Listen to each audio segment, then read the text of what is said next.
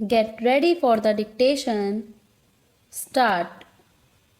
Mr. Deputy Speaker, Sir, may I, with your permission, intervene and say a few words in regard to the various matters that have been discussed. My colleague, the Finance Minister, who is in charge of this particular budget, will no doubt deal with the specific matters that have been raised in the course of this debate. I need hardly remind the House of the fact that although this budget is the individual responsibility of the Finance Minister, it is also the responsibility of the entire government, and as Prime Minister, I am entirely responsible for it as well as any other member of the government. This budget was placed before the House after the usual consideration by the government, and the latter is completely committed to it.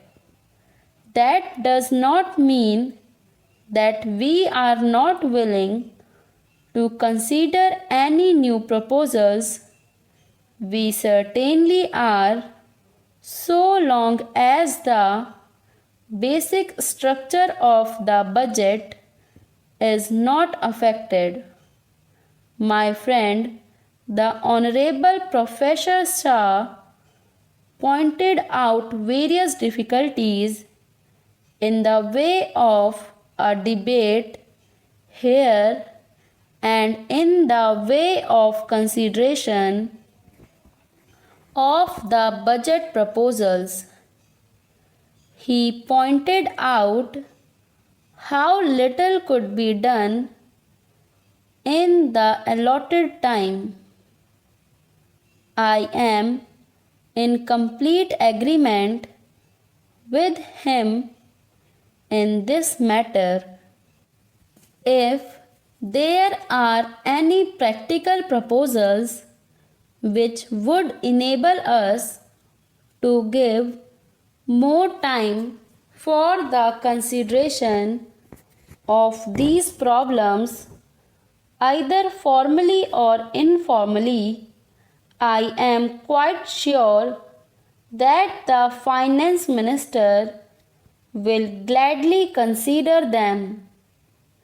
The real difficulty is, however, more basic, and it is this: the kind of problems which the government has to face now is so vast and intricate that it is impossible for any democratic parliamentary assembly to give enough time for its consideration.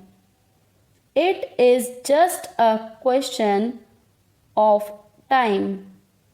This is not a new difficulty.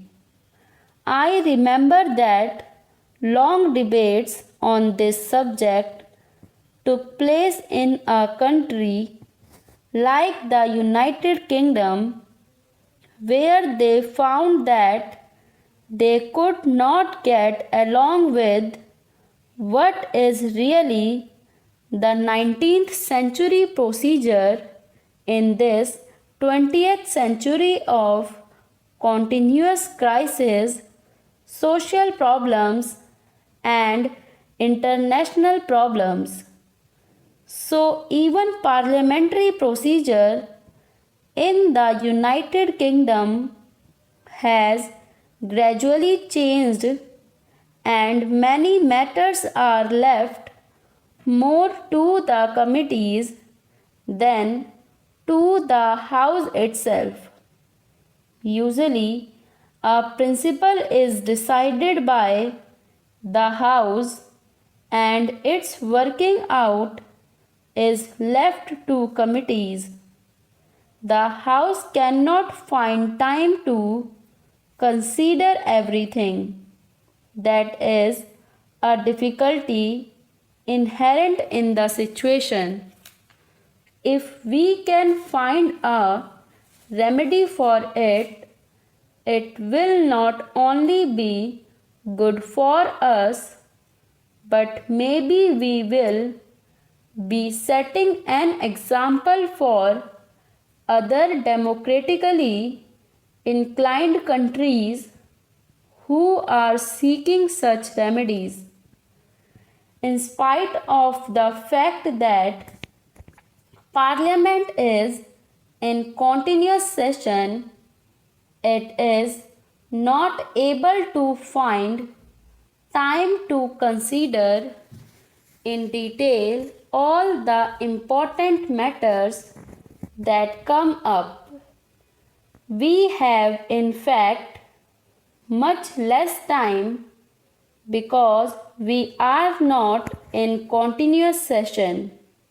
I suppose our sessions will inevitably become longer and longer so as to enable us to deal with more and more problems and have more and more discussions. Anyhow, I have stated what the difficulty is at present. Though I am in sympathy with what Professor Shah said, I have no easy remedy for that difficulty except to say that we are perfectly prepared to consider, together with the honorable members of the House, any ideas or suggestions about how to give greater facilities for more intensive discussion of any great problem. An honorable member referred to the budget speech as being directly or indirectly a survey of all manner of problems, domestic, international, economic, foreign, etc. The House can hardly expect the finance minister's budget speech to be a survey of all these tremendous problems, although they have no doubt some bearing on the budget. The world is becoming far too intricate and difficult for us to be able to keep the full picture in view always. As I listened to the honorable member who spoke just now, I was wondering whether we had the larger picture in mind or were getting lost in few minor and secondary matters. For instance, having referred to the government's extravagance, the honorable member went on to say certain things in regard to our bringing forward a bill for giving a pension to the president. That signified to me an approach which I would call 100% wrong. Besides, I should have thought that the subject of pension for the president was hardly a matter for debate or reference here. I say, even if this country is starving, even then you have to provide for our president. The honorable member perhaps prefers starvation for the president and himself.